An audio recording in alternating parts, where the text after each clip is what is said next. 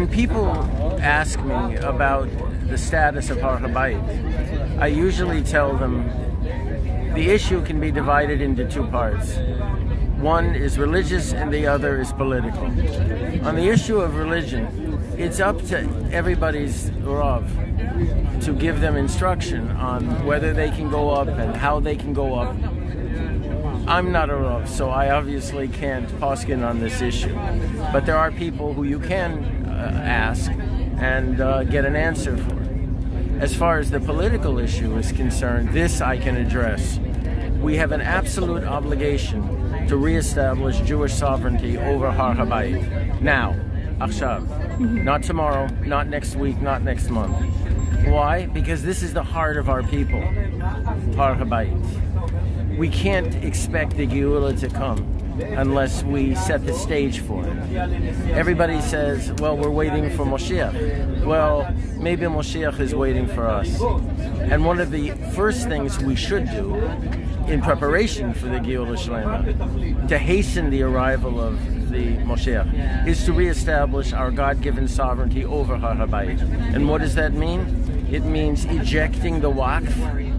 It means managing very carefully any non-Jewish religious statements or sermons that are given on Abeit. It means reopening the Golden Gate, the Eastern Gate, and sanctifying it, again, preparing it for the arrival of Moshiach. And more than anything else, it's basically telling the Jordanians, you lost in 1967. You lost. You desecrated Har HaZeitzim. You threw our people out of East Jerusalem, the old city. You destroyed the Churva and every other Beit Knesset in East Jerusalem. You barred us from going. You turned the Kotel into a garbage dump. You have nothing to say at all about how we reestablish our sovereignty, and we should do so immediately. As far as the rioting on the Temple Mount, on Abeit, I've pointed out to many people, there are only a few entrances and exits to Abeit. We don't have to shoot anybody.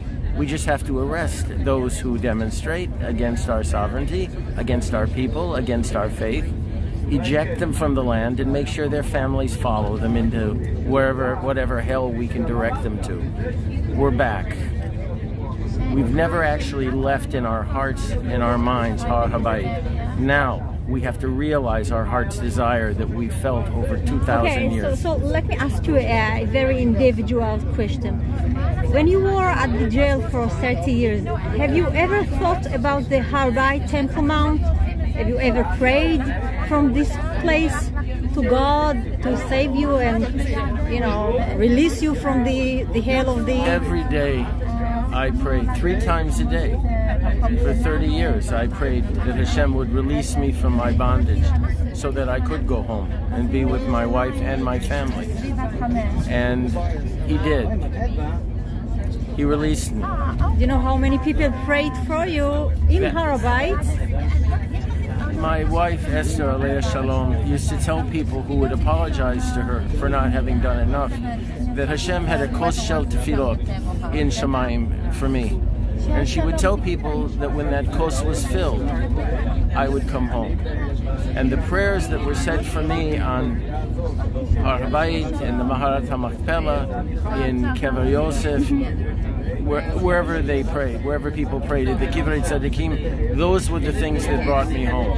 Certainly the government didn't do it, but it was the prayers of people, especially those on Abeit, that brought me home. I have never forgotten that at all for a moment. So if you're asking me, you should go up there and thank God that helped you.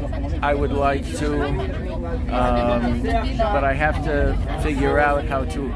I know, to find the exact moment. The exact moment, because my Rav, as I said, poskin that I shouldn't. Perhaps, when we reestablish sovereignty over Abeit and we banish the evil that's currently occupying it, I can seek help with a bed din over what I should do at that point. But my heart longs to go up to I can tell.